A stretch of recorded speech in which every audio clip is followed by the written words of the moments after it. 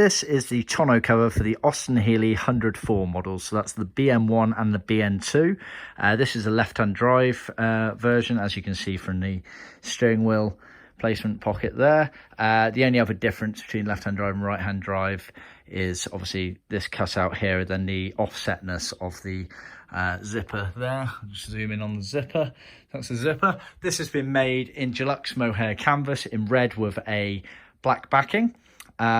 As you can see, it's been finished as per original spec, so you get mohair edging all the way around, you get the pocket sewn in, you get this zipper here.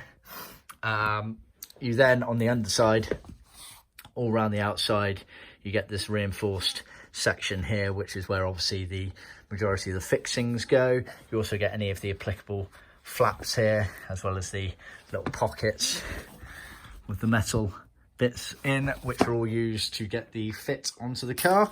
We also send loose the fixings here. As you can see, these are the female fixings, so the ones that actually go through the cover. We send them loose so that you can get the best fit to your specific individual car in situ. So that is the tonneau cover.